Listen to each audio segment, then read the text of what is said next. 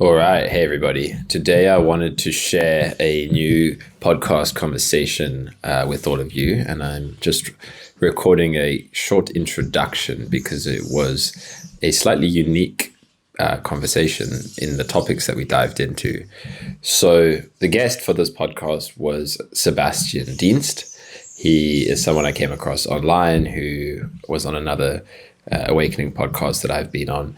And I thought some of the topics that they got into were very interesting, not just kind of the spiritual awakening stuff, but more looking at how that can play into more global systems and kind of broad scale things such as the financial systems and economics and all these kind of things. And it's something that I think about a lot personally.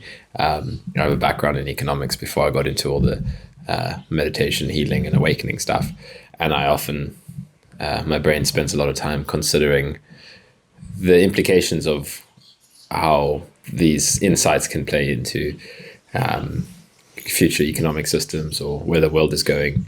I think we're in a very big transitional phase with AI and technology, and I'm sure many people can feel it. There's a lot of uncertainty right now. We don't know kind of exactly where we're going. It's a strange time. So it was one of the reasons I invited Sebastian onto the podcast, because he was somebody else I heard talking about this angle on things and thinking about, how does awakening tie in with, our future societies. And I like to explore these in like a grounded sense, not this kind of woo-woo, new earth, spiritual stuff. I mean, I think it's, there's some truth in what people share in those spaces, but it can also be very, a little bit delusional and whatnot. So anyways, this conversation was a lot of fun to have. We touched on Sebastian's own personal spiritual awakening journey, which involved lots of meditation, inquiry, psychedelic trips to South America, becoming a shaman. And he has a background in tech entrepreneurship, working in big tech companies and founding companies. So he's a very interesting guy. And we after we spoke about Sebastian's personal journey, we jumped into some discussions around. We went down a little bit of a rabbit hole around economics and finance. So if you're not interested in those things, then you can maybe skip that section. I'll put chapters up so you can navigate the podcast. But for those who aren't interested in the technical economic debate, then skip it. But it was a fun conversation, and that's why I'm sharing it. All right, there it is.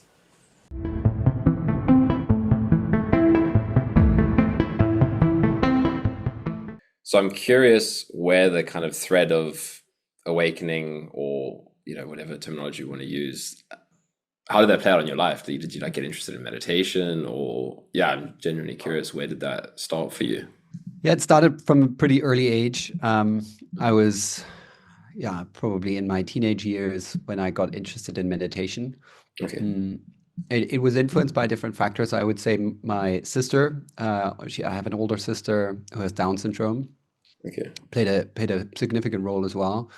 It was just very fascinating to see how she inhabited a world that was pre-verbal to some extent. So before all the concepts kind of lock in, as in, if I would show her a cup or we would talk about different objects around us, then for me, like, I associated the word and the concept of cup immediately with the object. Mm-hmm. And for her, I just noticed, especially sort of as a child growing up with her, I just noticed she inhabited a different realm. Like it was just like pre-conceptual, pre-verbal. And that and different other experiences sort of led me to trying to understand how my mind works and like what is ultimately this thing that we call life. Who are we? And, all the way down to the question of like, who am I? Mm-hmm. Okay. And it was meditation at first, and sort of combined with neuroscience, and like I came across something called the pair experiment early on. I don't know if you've heard about that. No, I haven't. It What was is it? it's an experiment. I don't know at which university in the States where they developed this machine that dropped balls randomly through some kind of maze from the top, and then the ball would just either fall into the left or the right bucket. Okay. And they then took participants, random people from the streets, as well as also some accomplished meditators, to influence the outcome of the where the ball would fall, left or right. Oh wow. And statistically, it was absolutely mind blowing because, like, whether it was the experienced meditators, but also the people off the street, could very dramatically influence the outcome Oh just wow. through their mind. Yeah, yeah, yeah. And that, as well as some other stats, where there was this big meditation conference, I think in Detroit or in Chicago, where you know close to like 50,000 meditators would gather Right. during a winter season, sorry, during a summer season, and while this was happening, the crime levels dropped to the Right. extent, and a police officer was quoted, to the extent as if it was like a massive blizzard and no one could Yeah, be on the yeah, streets. yeah. And it That's was like incredible. little Yeah, nuggets like that that just pointed me towards an inquiry, yeah, basically, and then went from there. yeah. Amazing. Was that Joe Dispenza's work? That because I've spoken about those Yeah, kind of like experiments as well. Like Yeah, I discovered them much later. I mean, this later. was sort of just Right. random blips and bobs through the Okay. early internet. Yeah. Fascinating. So how did that unfold then? Like your own personal journey with meditation? Did you find a teacher? Did you find books? Did you go on retreats? Like yeah, and then like any significant insights or yeah, tell us a bit more about that. Yeah, at the beginning it was, I mean, I'm talking like 15, 16 years old. It was Yeah. through just personal reading and then personal experimentation. And then also discovering hallucinogenics, psychedelics, and experimenting with those. Yeah, Those yeah. sort of opened certain gates and doorways. What did you Um, experiment it, with? Um, in fact, like Aldous Huxley, there Oh was a yeah, book yeah. called The Gates of Perception, I think, Yeah, yeah, the something doors of like that. perception. Yeah. Doors of Perception. That was one of the early works that fascinated me a lot. So it Okay. was lots of psilocybin and mescaline, Right, right. and then yeah, later on some LSD, but like primarily those two at the Okay. beginning. Yeah, yeah. And then later, much later, it was around 2009, I then went very deep into the plant medicine world, where I then discovered ayahuasca for the first time, Right, right. and more or less packed my bags and more or less moved to the Amazon in Oh 2010 wow. to then live with tribes and shamans. I was a facilitator in a bigger retreat center there for a while, Okay. and then trained with one particular shaman for the next, I don't know, 6, 7 years, Right. more intensely in the first 3, 4 years, going back and forth Yeah. between Europe and the Amazon, um, and also meanwhile meditating a lot and going Yeah. on extended retreats. Okay. There was a whole sort of time period between 2010 and 2014 where I thought I would either become a ayahuasquero or I would become a monk. I Right. was sort of torn between the two worlds Right. What before med being. yeah. Sorry, What what? tradition were you following with meditation? Or like what kind of retreats were you going on? So first I tried out a bunch of things, and sort of between Theravada and Zen, Okay. and then yeah, I went quite more deeply into Theravada Buddhism.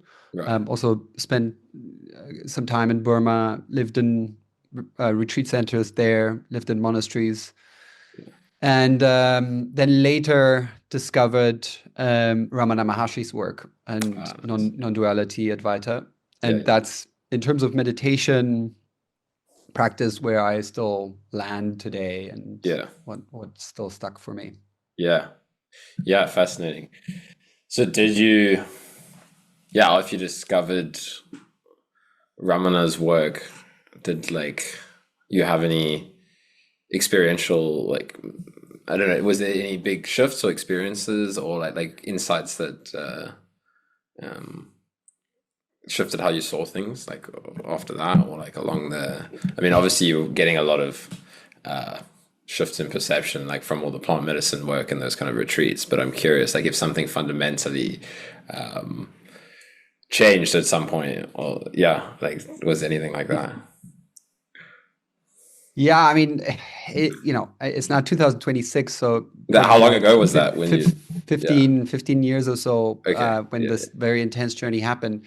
And I'm saying that because from in Zen, you might have heard this, there's this perspective of sudden and gradual yeah enlightenment. yeah And it's exactly basically a combination of both. And yeah they were definitely very intense, sudden enlightenment experiences, both in the plant medicine world as well as in the contemplative practice world.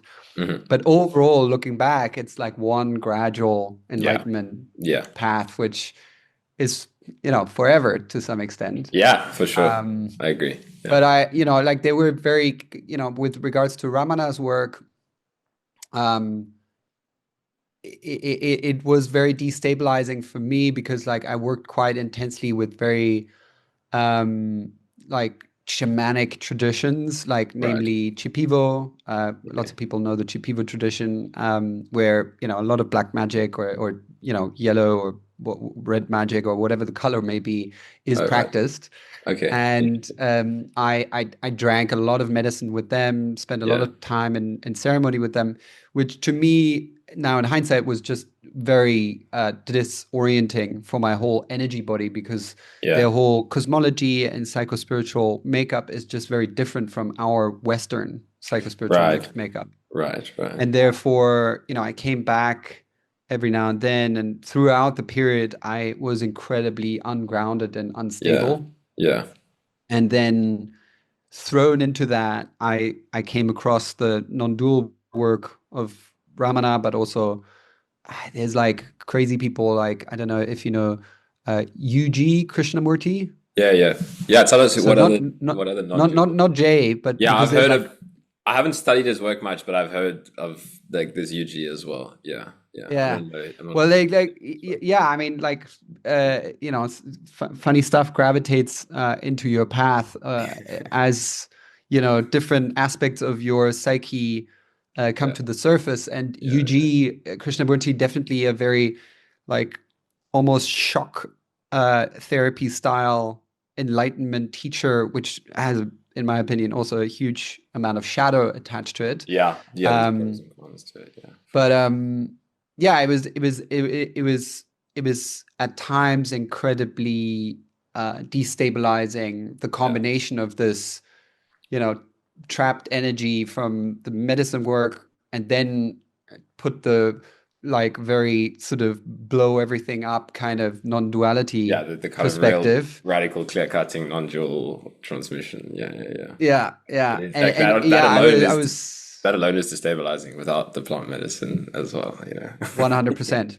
Yeah. 100%. And so I found myself very often throughout those years in situations where I was at the edge of my sanity. Yeah. I mean, as they say I think there's a beautiful Japanese poem around the fact like at the beginning, mountains and rivers were mountains and rivers, and then mountains and rivers are not mountains and rivers anymore. Yeah. And then at some point, mountains and rivers are mountains and They are rivers the again. mountains And again. that's how I felt, Yeah. like it was I just love that. everything was upside down and Yeah. like, yeah. Yeah. Yeah, well that actually brings up an interesting question that I wanted to ask. Like what was your how was your relative life looking like over that period where you were spending a lot of time in South America? Because again, I just had a look at like what the work you're doing now is, and there's a mention of like doing entrepreneurial tech work and that kind of stuff. So yeah, like how was your career life unfolding alongside your kind of spiritual path? Like yeah, what was that Yeah. like? Incredibly choppy and Yeah, I can imagine. very non-linear in a nutshell. But Yeah, Was trust the process kind of was thing. that I happening at mean, the same time? Was like were you like yeah, kind of yeah, yeah, yeah. doing like founding companies while all of this was happening as well? Or Well, so I got into the whole entrepreneurship tech startup world earlier, okay, already kind of during uni. I'd set up little projects myself, affiliate management projects in the right. internet space. And then I joined a incubator in Berlin called Rocket Internet, which is, at the time it was pretty infamous. The so-called copycat brothers. They copycat business models from mostly the States. Okay. They brought basically, it was Groupon at the time, and then later Uber Oh around the yeah. world before the originals could expand internationally. And then Oh they wow. sold the business to the originals. So it Okay. was like a crazy scaling and execution game, Right. Right. where they excelled in hiring these super hardworking, McKinsey and investment banker types. Right. I wasn't one of them, but somehow I ended up there, What did you and study then just at and university? then they just scaled these companies super hard with incredible pressure, and then sold them off. Okay. I studied economics, business, and Eastern European studies, but Oh, I, cool. I I got into this incubator through by virtue of having done my own sort of internet projects before. Okay. Okay. Right. Yeah. Yeah. But coming back to your original question, I during this intense spiritual practice time, I came back to Europe again and again to then have little stints of mostly consulting work in the startup world to Okay. then pay for the next trip. Yeah. Yeah. Yeah. Were you earning anything from like the facilitating retreats in South America at the time, No. or? Oh, No. really? Okay. So you had to earn Well, outside of that. yeah, it was more like paid for because of my work, and I could Okay. participate in ceremonies, that kind of stuff. Okay. Okay. Interesting. So then, when did that start to settle? Right. So yeah, you mentioned the kind of the plant medicine phase, then kind of some radical non-dual phase, then maybe Ramana. Like, yeah, were there any other non-dual speakers or teachers that played a role in your path? And then also next question, like how did that start to settle and transform like after that? Hmm. Other non-dual, I mean, I've read a bunch in other directions, but no Okay. one as sort of close to my heart as, let's say, Ramana. Right. Yeah. Um, yeah, I mean, I read widely, but like Yeah. Yeah. Ramana is the one that kind of stood out for me. Yeah. And then how did it all shift? Well, like, I would say in hindsight, I was pursuing, like I said, sort of testing whether I would become an ayahuasca or Yeah. become a monk. And every time I went into those extremes, I realized, or I got pulled back into a very Western cosmopolitan life Okay. because Yeah. somehow it just wouldn't be Yeah. my thing.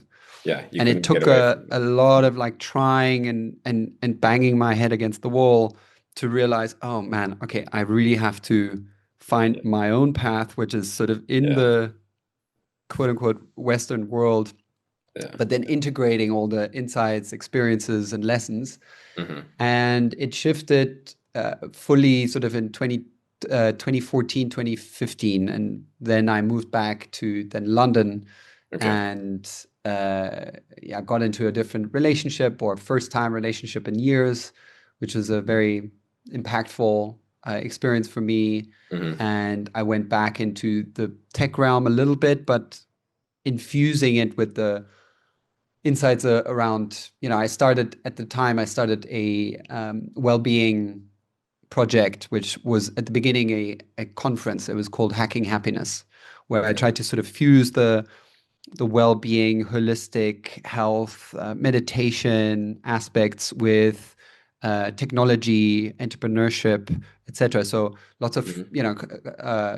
tracking device people or monks meeting, uh, coaches meeting entrepreneurs in the sort of then rising well-being space. My Headspace was there. They originated Right. in London. They were a small company at the time.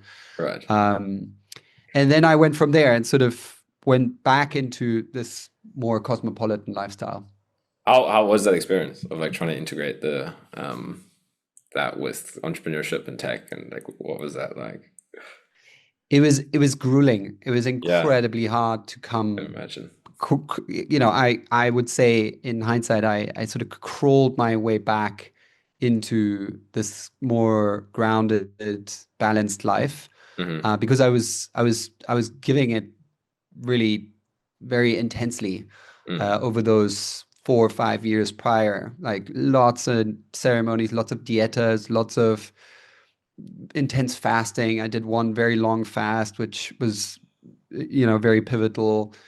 And then to come back into this kind of real world and sit in an office, because at the time we were all still sitting in offices, Yeah, was very hard, very, very difficult. And it took me a yeah, long time to feel really ground under my feet again. yeah.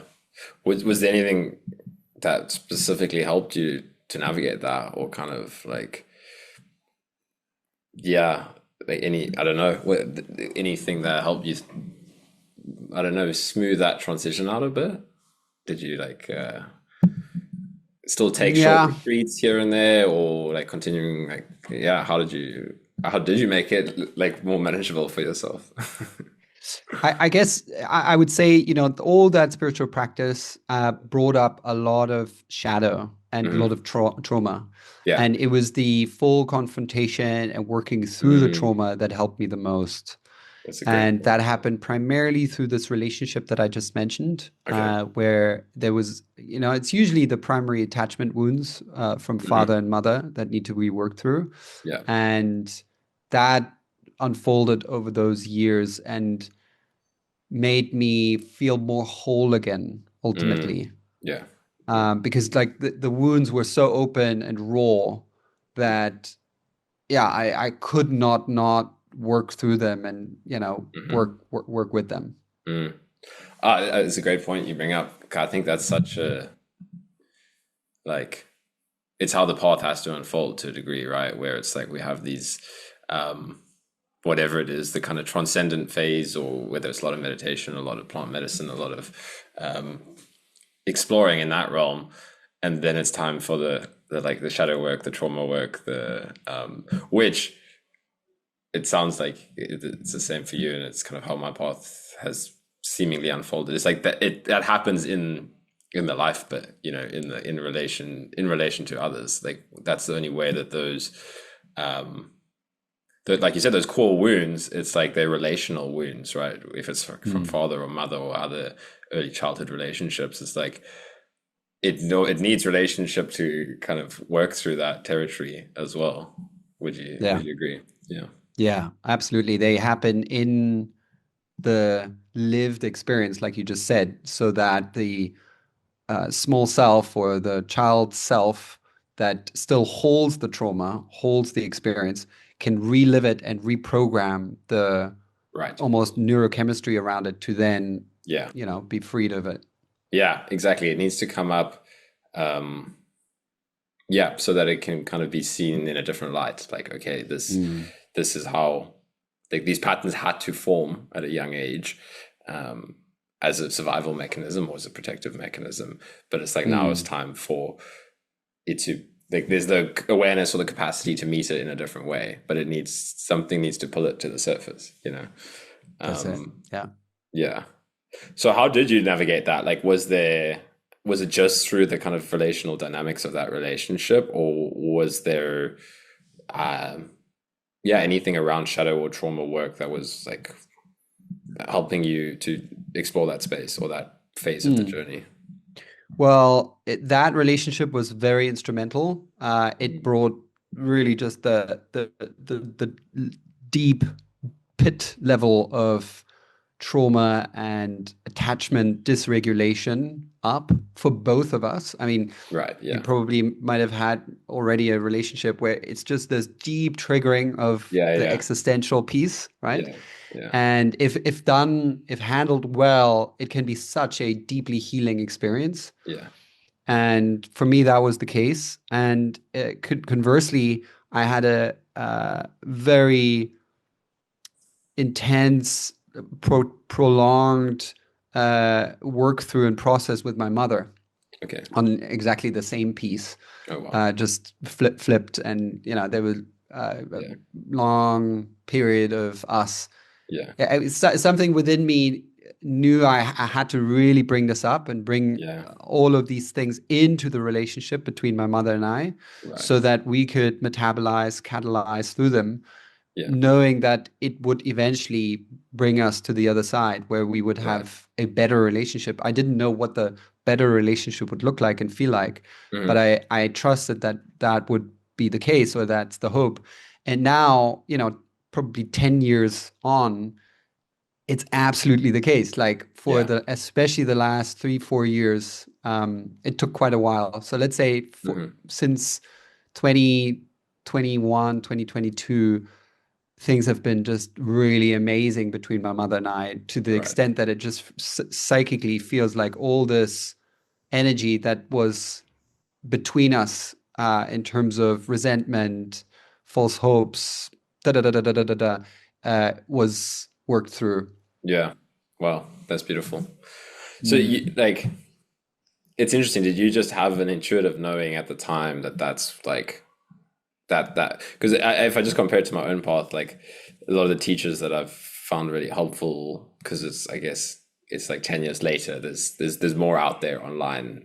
So one of Mm. my main teachers would talk a lot directly about shadow work, right? So he would talk about the Mm. non-dual stuff, and he would talk about um, so it gave me very early on like a deep understanding that they unfold together. That it's like the emotional stuff in relationship is going to play out alongside the kind of the gradual opening up of or the unraveling of the mind.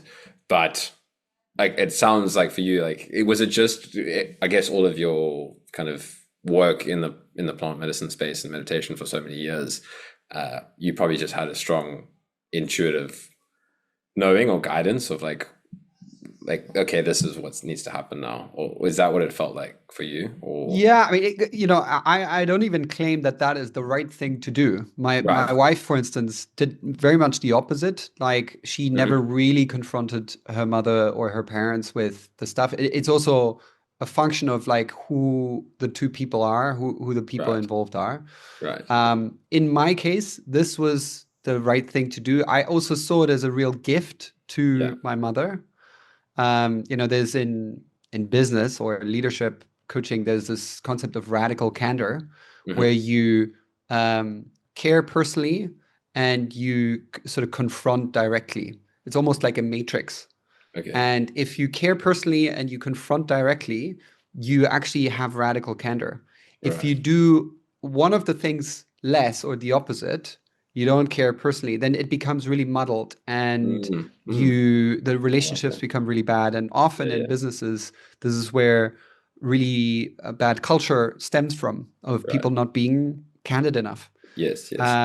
And part of this concept is also that if you're not really direct and candid, you withhold a gift for the other person, a Right. gift of Yeah. Yeah. growth. Yeah. Yeah. Yeah. And I kind of intuited that as well for my mother. And, Right. I think it is true. Like, she Yeah. benefited from it greatly as much as I benefited from it greatly to go through Yeah. this process. I love that. That's a great way of putting it. I often think of like the in terms of like well, the word vulnerability is like something I explore a lot in my journey in my work, and it's like maybe it's similar to what you're saying. It's like vulnerability is often a gift as well. It's like when we open up and we're vulnerable about what we're truly feeling, and not like trying to put on a front or kind of wear a mask or something, but it's just raw vulnerability. But I like what you said, like that cross makes a lot of sense, because it's like the personal care is needed to kind of be empathic to how what you're saying is affecting the other person, alongside being honest with what you're really feeling.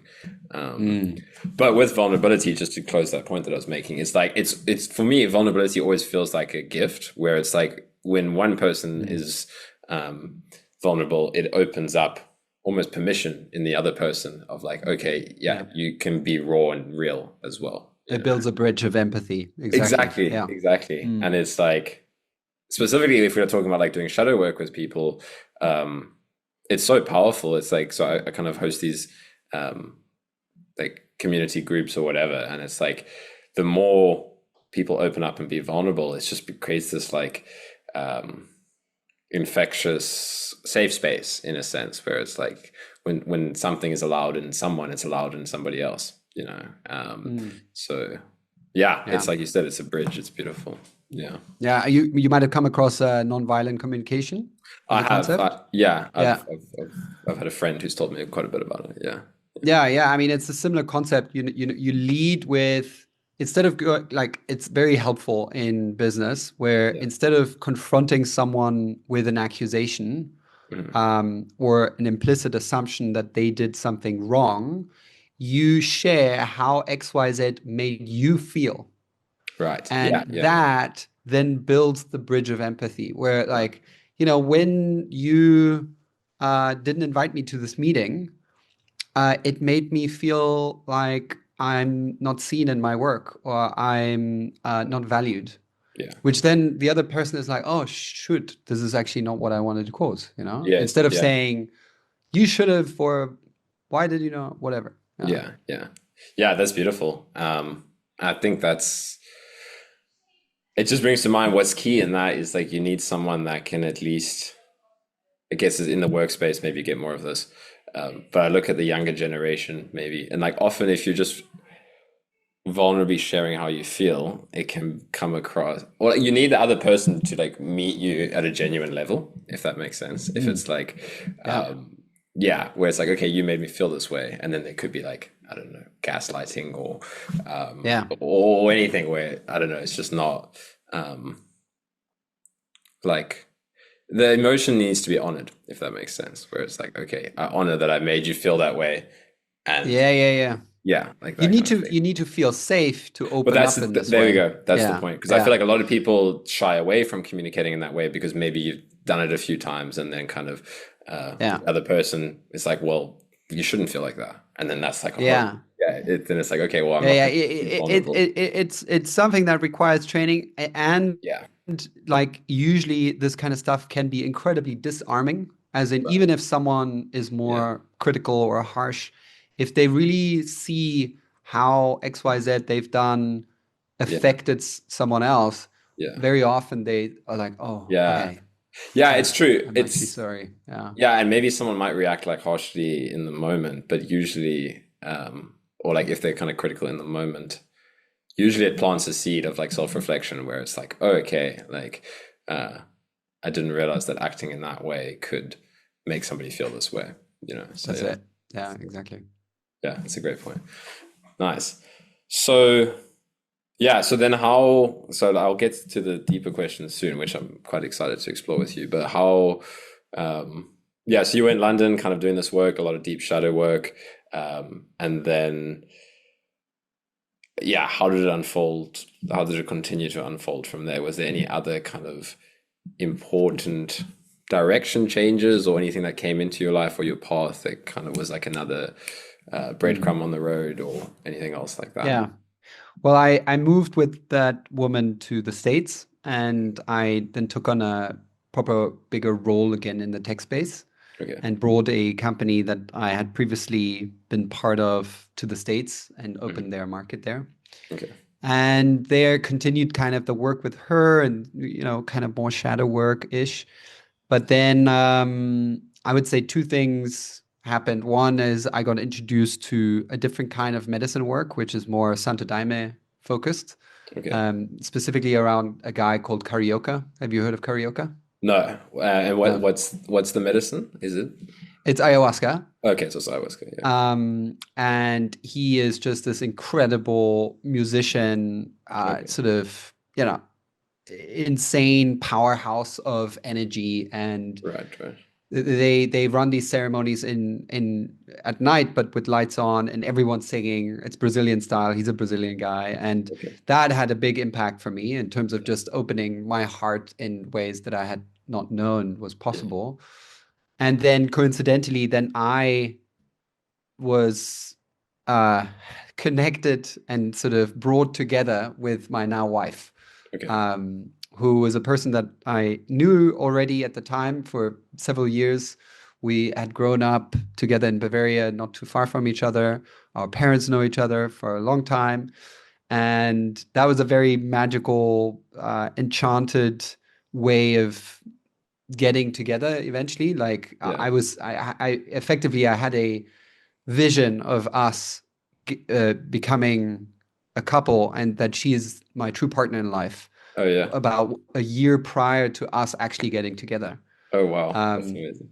Yeah. and then, a lot of magic unfolded in that year Yeah. following, uh, until we then eventually got together. Okay. And yeah, we've You now want to tell been us a bit paired. about that? How like the magic that unfolded, or we don't have to if you don't want to. Either. I'm just It's curious. a longer story. I mean, it Okay. will take a little bit of time. Okay. Yeah. Yeah. Yeah. Maybe I can give a few snippets where, yeah, I mean, the highlights are that we were friends, but really not infatuated or interested in each other at all. Right. And I then one night, in a moment of real misery and breakdown, because this other relationship ended, and my Okay. father was in hospital, and the business that I was running was in deep trouble, Hmm. and I had jet lag, and I was in this hotel room, and in a moment of real breakdown, I saw her image in my mind's eye, and the Oh story wow. was like, "This is your true partner in life." Wow. And I couldn't believe it. And I had no feelings with her whatsoever, for her whatsoever. Hmm. But then the next day, coincidentally, we had already arranged to have dinner together. She happened to be in the same town as I was, and I sat in dinner in front of her, and I was so confused because, like, I know this person, but I had literally 0.0 feelings for her, Yeah. emotionally, sexually. Yeah. And so at that point, I just decided to not tell her and just sit on this and see what Yeah. happens, kind of Okay. thing. Yeah. And then from there, a very windy, magical journey unfolded where we ended up living in the same house together in Venice, California, LA, Oh wow. for, I don't know, 6, 7 months. And from there, the energy just started building and building and building and building and building. Okay. And in the midst of it, I had these encounters. There was one encounter with a very powerful fortune teller slash tarot reader. Hmm. Um, and this tarot reader basically confirmed everything that I thought could happen, might happen. Right. And she told me that I need to wait quite a while. I need to wait till, like, whatever it was, I think, at the very least till Christmas, that year. And I met this woman in this tarot reader in May. Hmm. And so based on that, I just sort of honored everything that I kind of mysteriously received and didn't act upon it, Hmm. which led to us having more and more electricity between each other. Right. Right. Which in hindsight was just the right thing to do, because, like, Yeah. it just built up the energy between us. Yeah. Makes sense.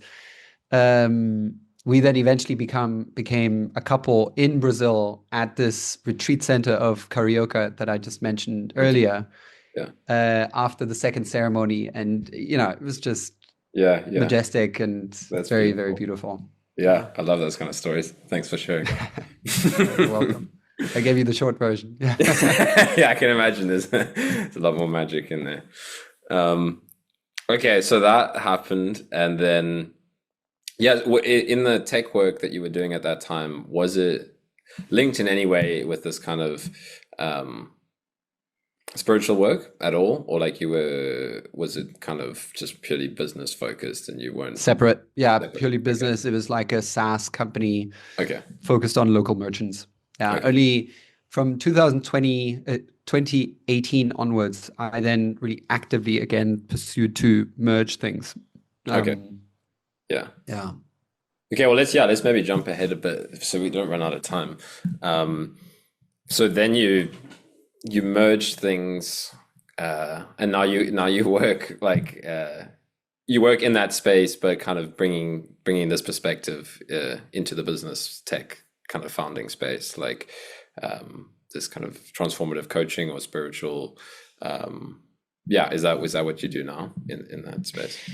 So I'm now making money. My money making or my income is coming through coaching primarily, even though Okay. that's not the only thing that I'm doing.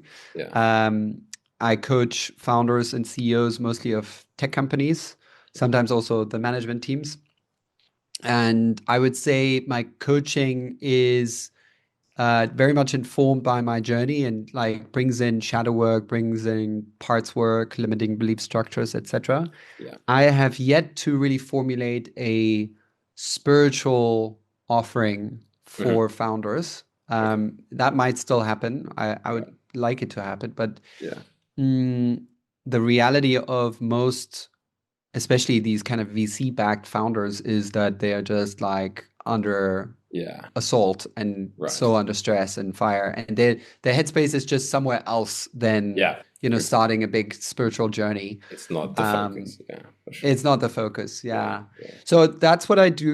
And Mhm. then I've been writing a book on this kind of civilizational change and phase Yeah. shift Yeah. piece that we talked about before Yeah. recording.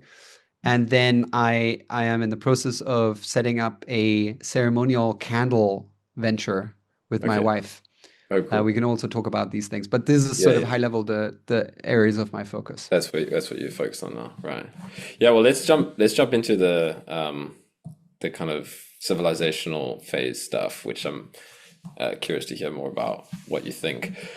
One thing I want to ask your thoughts on, because it's something I've been thinking about quite a bit. Yeah, what do you think about? And I don't know if this is one of your areas of focus, but you mentioned kind of the monetary systems on it. Yeah, before we started, we were talking a bit about this, but yeah, what do you think about the current economic system on Earth? And um, yeah, do you have like? I just want to hear your thoughts. Maybe where do you think it's going to go? What do you think is going to change?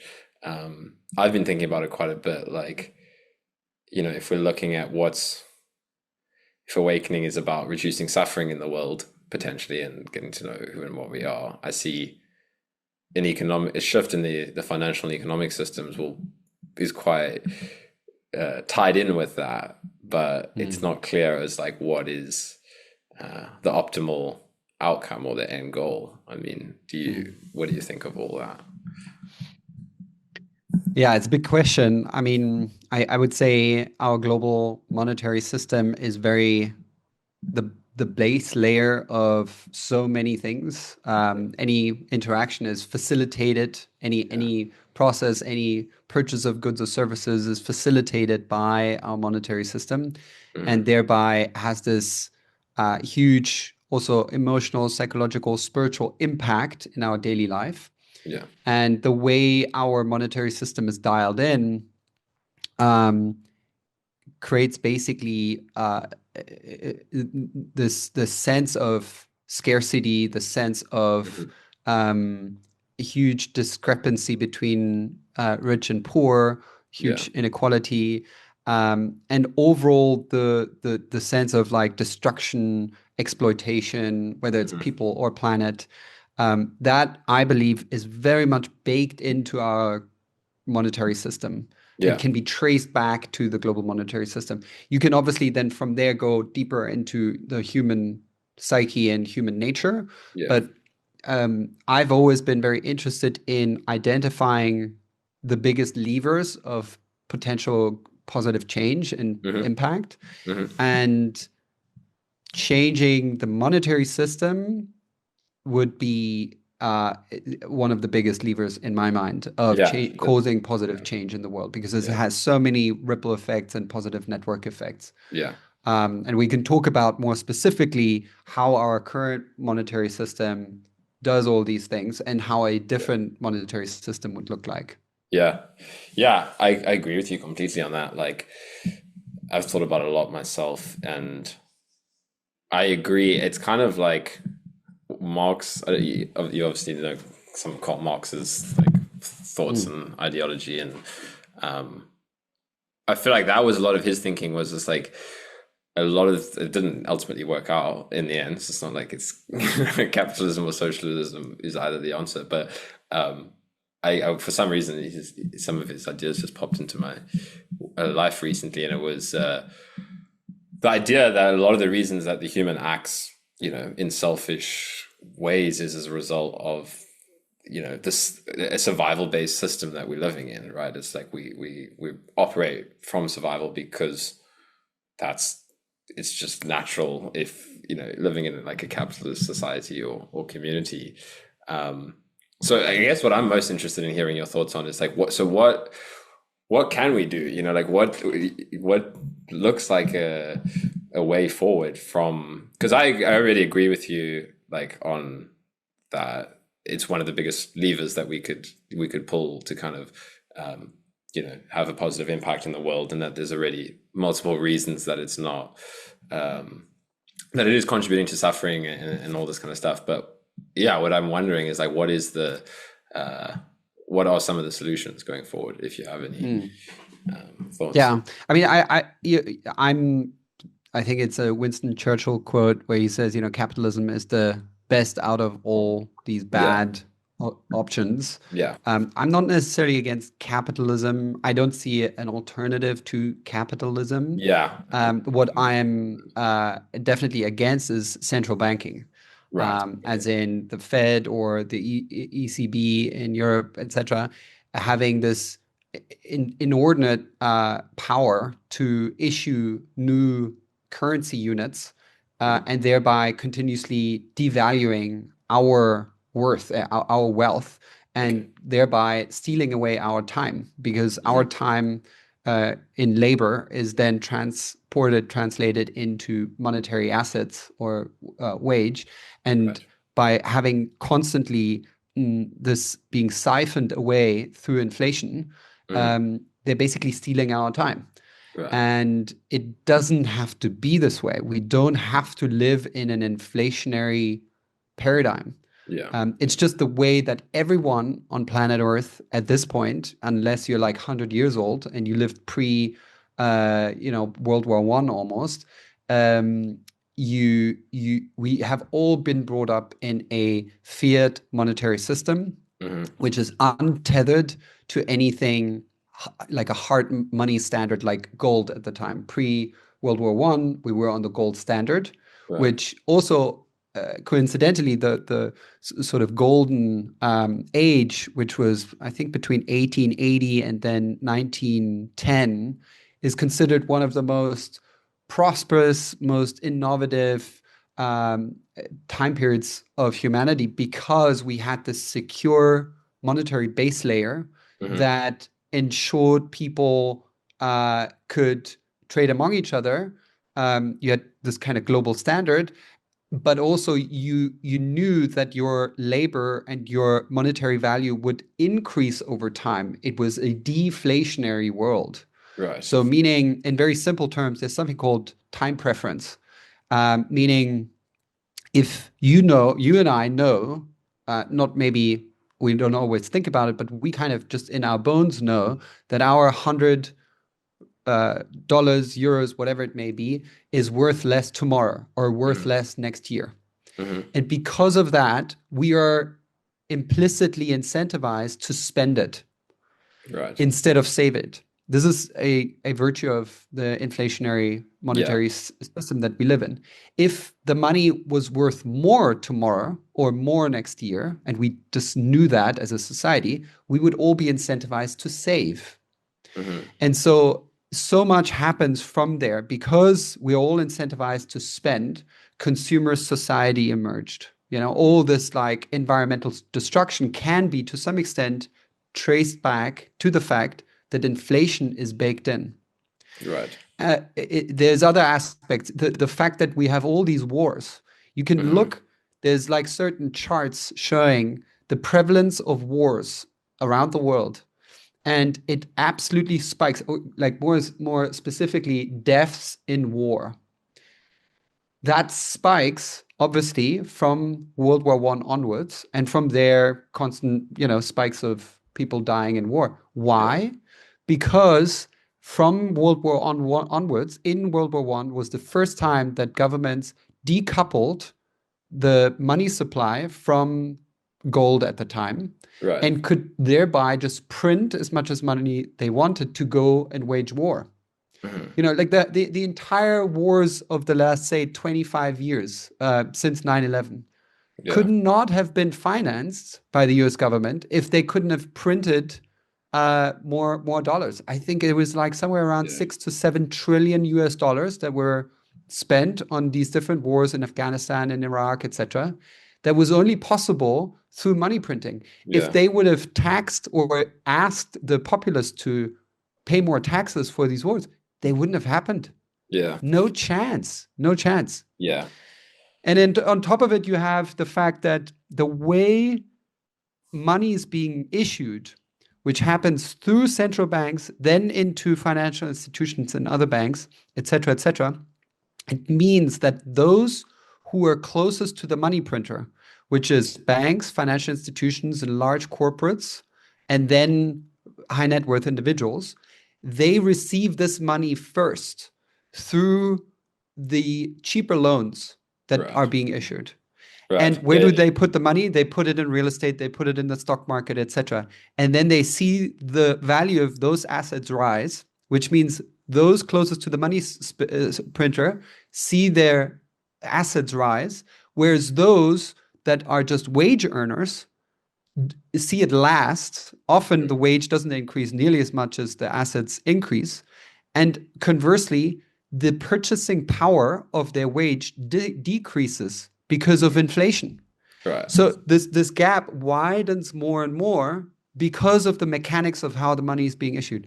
So I Yeah. mean, I could go on and on I about this. I want to ask. I just want to ask you a few questions about those points specifically, um, Sure.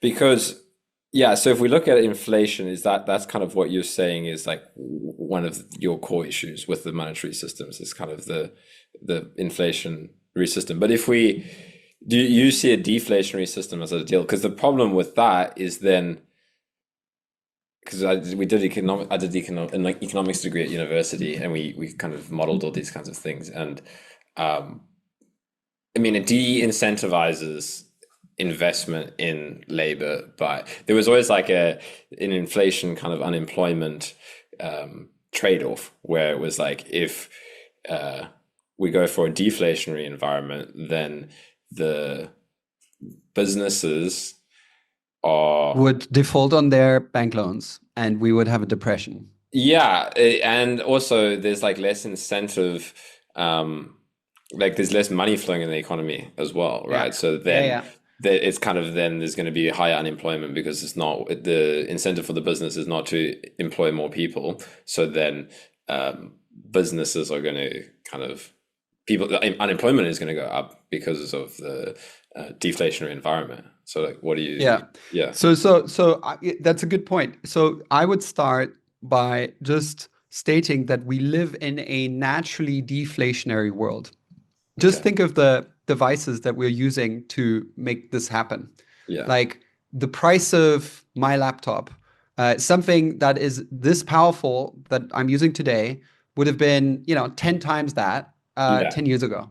Yeah. Yeah. Yeah. Everything that we see around us, Yeah, uh, like the decrease in prices because of technological like innovation. improve Yeah. innovation. Yeah, yeah, for sure. Yeah, and there's actually a really amazing chart showing the price evolution in the States across the different product lines and services and services and products, where you see all the innovation-driven and technology-driven things have decreased in price, Yeah. whereas the ones that are services-based and bureaucratic, regulated industries, especially healthcare Hmm. or education, have increased in price. Right, Yeah, interesting. but that's a side point. The Yeah. the the the first thing that is important to note: we should all be experiencing a decrease in price. which would make us all more abundant, more rich, because we Right. could then afford, housing, for instance, should also be Yeah. much cheaper, and Yeah. it will get cheaper because of new technology. Yeah. Now, the fact that we are not living in a deflationary environment is primarily because governments are just indebted, and they would default if they would allow for deflation to happen, because the Yeah. actual nominal value of the debt would skyrocket and they couldn't pay it anymore. They Yeah. have to inflate away the debt burden in Right. order to not go bust. Yeah.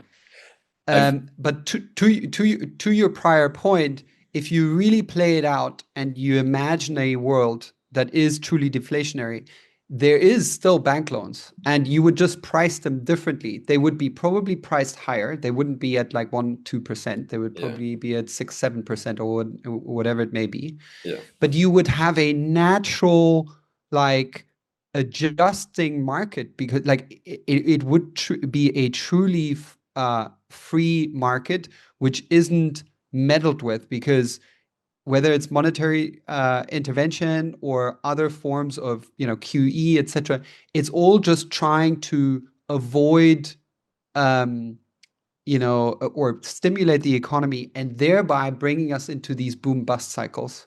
Yeah. From I a hear certain you. perspective, we're Yeah. not really, like, boom bust cycles is a product of central banking. Yeah. I hear you on that, Mike.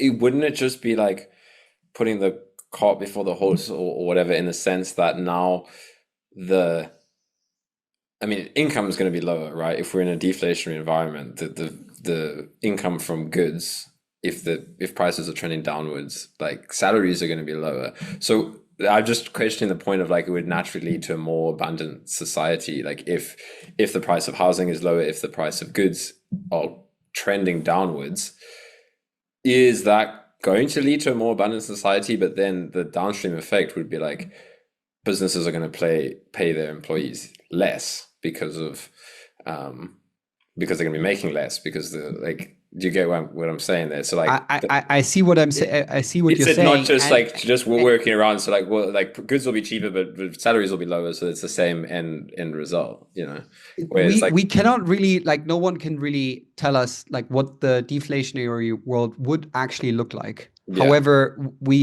and the transition to a true hard money standard and a deflationary world like Bitcoin or a gold money standard would be very, very disruptive, for Yeah. sure, because Yeah. probably lots of businesses and sovereigns would go out of business or would go Yeah. bankrupt. But I would say that the deflationary hard money standard world has a lot more virtues. Yeah, maybe you wouldn't grow crazy through the roof like we've seen over the last 14, 15 years. If you look at the Dow Jones, it just looks unnatural at this point. Mm, Like, mm, there's no bust cycles allowed anymore. We're mm, not allowing for a down period anymore yeah. because of this contracted fear of defaulting on our debt. Like, we're trying to grow our way out of it. Like, if you think Mm, about America at the beginning of the second presidency from Trump, he was seemingly sincere of decreasing the deficit and introducing Doge to become more efficient. yeah. All of that is out of the fucking window. Mm, Like, they're actually spending more than the Biden administration. yeah. And now the whole talk is of, like, just growing our way out of the debt, which Mm, in my opinion will just lead to more inflation eventually. yeah. Yeah, it's an interesting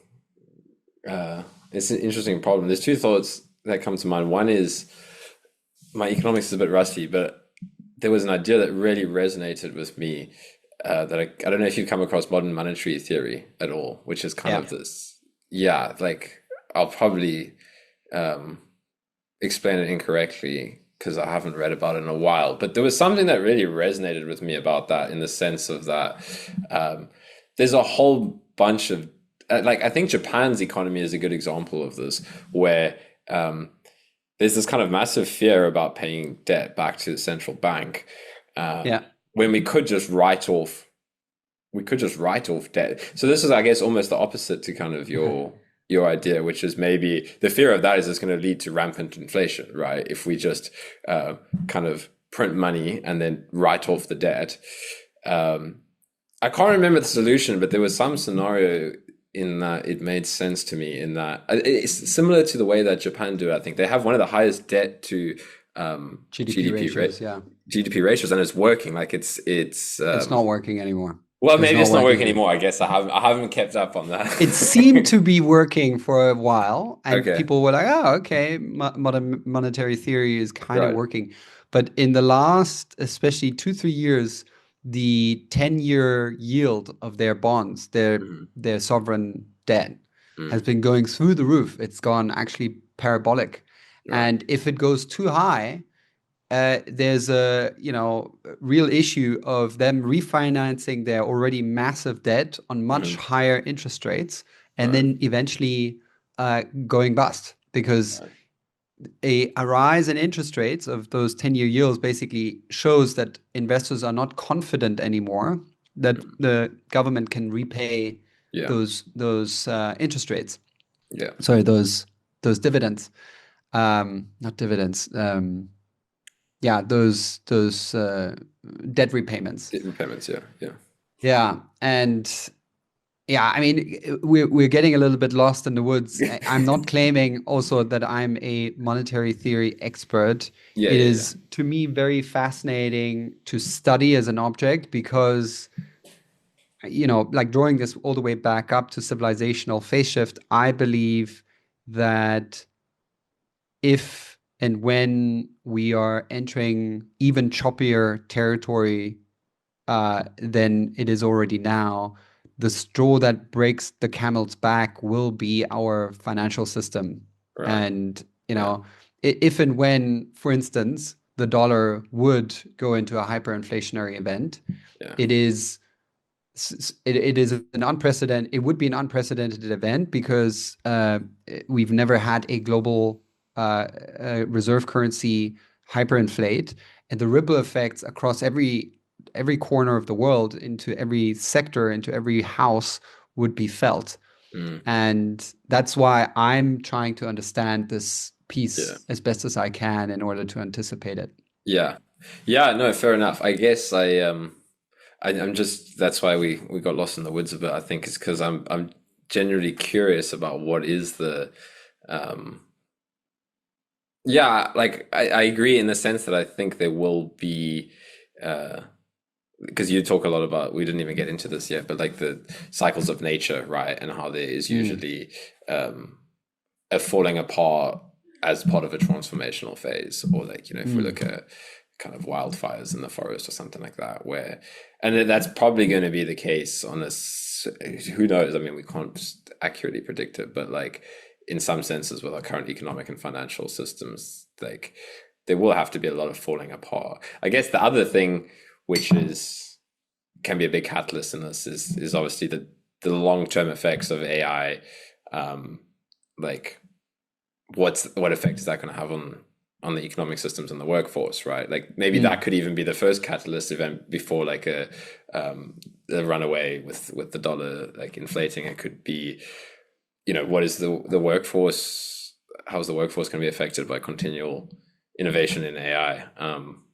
So I think we're in like either way. I think you're right about the fact that we're in a big shift. Yeah, what I'm really wondering is what does a future economic system look like? Um, I don't know if we can get an answer to that, but like that's what I'm curious about is like how, um, what do things look like on the other side of some sort of catalytic breakdown, or yeah, like what does the and I don't know if anybody has the answer to that question currently. Yeah. Um, Well, I think just to sort of frame the phase shift metaphor, yeah. the way I study it is in nature, where whether it is the transformation, for instance, from a nymph to a dragonfly, or the caterpillar butterfly, or also the how water freezes into ice, and different other examples. They often have the hallmarks of breakdown and breakthrough Yeah. happening simultaneously. Okay. And this is also the aspect of where we are that is very confusing to a lot of people often including myself, which, you oscillate between doomerism, the world is going to end, or sort of this techno-optimistic future of like, oh, we're going to enter this utopian state. And to some extent, both are missing the other side. And Right. Yeah. Yeah, I agree. I think, if you want to know what the other side after this potentially very disruptive event, and by the way, the disruptive event, one nature example is quite interesting. The freezing of water into ice. There's a particular point at which the water molecules start vibrating like crazy. Right. And they enter the so-called nucleation phase. Mm-hmm. And in the nucleation phase, what actually happens is these molecules are trying to test out new patterns and different Right. shapes and patterns before they then lock into this crystalline structure of ice. Yeah. And to me, there's a lot of truth in that, or potential lessons, as in we might still we have not probably entered the maximum fluctuation point. That's at least my thesis. I'd agree with you on that. Yeah. Yeah. Yeah. We're yet to really enter that. Yeah, and things will get a lot more confusing. Yeah, just a lot more confusing, and a lot more destabilized. It's already extremely destabilized, you could say. Yeah. But there's more to come, and we can also sort of transport this teaching into our own lives, as in how can we try out new patterns in order to allow for this phase shift to happen through our own life. Yeah. But yeah, what does the other side look like? I think one needs to just study the big trend lines of the new civilizational framework. And the ones that I'm interested in are technology. Second one is systems. And the third one would be consciousness and sort of human development. Yeah. And those three then, to me, in the way these new almost imaginal cells. I use in the book that I'm writing the metaphor of the imaginal cells that are cells that are dormant in the caterpillar before it enters its chrysalis. And when the caterpillar enters the chrysalis and it gets eaten up from inside, these imaginal cells activate and wake up in order to then build the butterfly from scratch. Yeah. And for me, like, there's imaginal cells in our civilization that have been built and starting and becoming more powerful over the last years, and they will be the building blocks of this new civilization. Yeah. Yeah, I love that. A few points there. I would say, one on the like societal future shift. I think the one thing that I question beyond, and I'm going to close this topic off now because we've explored it quite a lot, but the whole monetary economic system would be, I guess I'm like even wondering if capitalism, like if it's just about the central, like the financial system within capitalism, if that's the solution, or if there's a whole nother version of an economic system. So not just the financial system, I suppose, but like the economic system on a broader level that doesn't even require monetary system. Like maybe we can't even, like, I haven't found it something that makes sense yet, but that's what I'm curious about personally, is like some kind of alternative to both capitalism and kind of socialism that relieves a lot of the stress that these economic systems place on,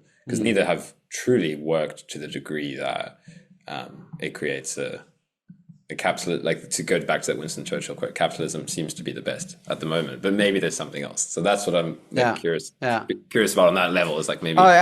There will be so much change also through AI and robotics. I mean, we will enter a post-labor world, post-labor economics world. And that in and of itself will throws up the deepest possible questions, like how is the value being distributed, and so we are sailing into the biggest transformational event in the history of our species. I call it a once in a species event. It happens once in a species. And that's the kind of uh, phase shift event, metamorphosis that we're heading into. Yeah, I agree with you. I think a lot of people have probably been feeling it. Like you said, there's so much like instability already. It's hard to not start to wonder about these things in the future. Mm.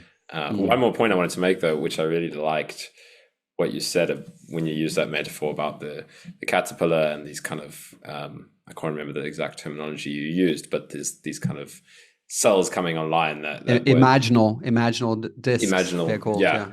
Yeah, and I'll maybe just tie it back to the personal journey because I find these topics very interesting. But my current audience, a lot of it is people on their own kind of personal awakening and healing Mm. journeys. But it's like you said, like these things that I mean, that's the cycles of nature as well. It's like kind of the micro and the macro are kind of reflect each other in a sense. And yeah, what came to mind when you were saying that is, I mean, I see it already, and you've probably seen it as well, in like personal journeys. When things break down, it also kind of opens up these gifts or spaces in kind of healing, or these paths that people go down that weren't there before, right? In the same Mm. way as these cells that you're talking about, where it's like, so for people listening to this, like if your life is breaking down, if you're lost, you've got no idea where you're going. It's like, it's the same kind of concept there, where like for this breakdown to happen, um, the breakdown is happening potentially to create space for new things to arise that would not arise if the breakdown never occurred, right? It's like, how can Exactly. how can you become the butterfly if you don't first? I heard you saying it in your podcast with Gary, like if you don't dissolve into this group, like the stage of where you're not even anything at all, right? Yeah. Which will be very Yeah, yeah. destabilizing if the caterpillar has like a sense of self that's trying to control its unfoldment. Yeah. So, Yeah, it's super scary. We're all yeah, being dissolved to some extent, yeah, and we need the kind of examples and narratives that show us that there's meaning and rhyme and yeah, reason in that yeah, process, so that in Buddhism they have this analogy of like, if you want to get to the other side of a river, you have to lose sight of the mm, first bank of the other side. You have yeah, to sort of enter this liminal space of not yet seeing the place where you're gonna land, and having lost sight of the place yeah, where you left from. And that's ultimately really scary and disorienting. yeah, And so we are doing this individually as well as collectively. The microcosm holds the yeah, microcosm and vice versa. yeah, Yeah, we're all in it. yeah, And we can exactly. only It's be in it to win it ultimately. And our ultimately our mental model and attitude around this whole process mm, is highly decisive. mm, Like if we revert into doom and gloom, then mm, doom and gloom will manifest. Very yeah, simple.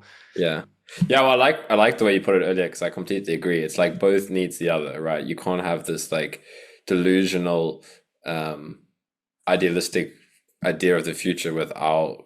It's the same as the personal journey, right? You can't have awakening and these beautiful experiences without knowing that you're creating space for the shadow. Now you're gonna see your dark shit. Yeah. You're gonna the same way. Yeah. It's like, okay, cool. There is probably a way across the shore, and we're kind of entering that phase globally where we're losing sight of the other side of the shore. Um, That's it. but like you said, I think both is necessary, where we need to be pragmatic in the sense of like, sure, there's going to be a lot of disruption. There's probably going to be a lot of falling apart. There's going to be a lot of fear and doom and gloom. And at the same time, there is, and I like that's why, like the way you tie it into nature, because I think that gives people a practical, like something to trust in, where Yeah, it's yeah. like, okay, Yeah. we see that there is kind of this guiding intelligence that Yeah. breaks things down for something new to arise. So it's like, Yeah. I think holding both is what we got to do. Yeah, like you said. Yeah. Yeah. Totally. Yeah. Yeah. A last thing that came to mind, I think do you know Ajashanti's work at all? Yeah. Yeah. Yeah. So I heard him a while ago, a couple of years ago, in one of his talks. Someone was asking him about these kind of topics, more like societal level ones, and I quite liked his answer. He was like, ultimately, uh, it doesn't matter in the sense that humanity is an experiment in itself, where it's like, nature is intelligent to that degree, where it's like, well, if the experiment of humanity fails, then it fails, right? But it's like it's this ultimate okayness with even That's a very non-dual answer. yeah, it is for sure, Yeah. right? Whereas we're Yeah. more discussing like, okay, what is the practical, like how Yeah. do we navigate this as a society? But I think it's often just helpful maybe for the stress when that accumulates for people, or like the Yeah. of where are we going, where it's like, okay, we're figuring it out, we're going to make a plan, but even ultimately if it Yeah. all fails, it's all just, the infinite playing around as humans. So Yeah. it's like, Yeah. I mean, everyone finds their own sort of dharmic perspective on this, yeah, and some people take that perspective. yeah, I have the feeling, in my own experience, that's people who can just dedicate a lot of their life to spiritual practice and remain in this kind of non-dual space a lot. Often they don't have children. mm, Um, for mm, someone, I have two kids, mm, and I want them to inherit a world that hopefully allows for their thriving. yeah, And therefore that's what I'm sort of yeah, concerned with. And I've been born into this life with a lot of sort of service orientation and wanting to be of service. yeah, And so that's my natural inclination. yeah, But I totally get that some people just want to do their own sort of inner work around this yeah, topic, and yeah, that's how they are working with it. And yeah. there's But no right or ultimately, wrong. I like the idea of it all tying in together, which is kind of what Mm. you're doing, and it's kind of where I feel. I don't know where my path will go exactly, but I kind of feel. I mean, you probably have to go soon, so I'll wrap this up. But All good, um, all good. okay, cool. Yeah, like because if you don't go ahead and live the monastic life, right, which is kind of it, where it's like you become a Ramana Maharshi sitting on a hill, like Mm. transmitting Dharma. Um, you have to like come back and play a role in the systems, where it's like I Do mean you you have don't to? have to, but I guess I don't know, it just makes sense to It's a me. bit sort of bodhisattva vow Yeah, of returning again and yeah, again to exactly. rescue all souls. Yeah, That's how I see somehow my soul journey, and yeah, this lifetime. This is what I'm doing. But yeah, to some extent envy the person that can just stay in the mountain hut and the cave and just meditate away. I hope that I can get there eventually again. yeah. No, I feel you. I mean, I think I really resonate with your perspective, and I don't know if do you know Angelo Deludo at all? Have you Is that what's the tagline of his thing again? Like simply what's always awake?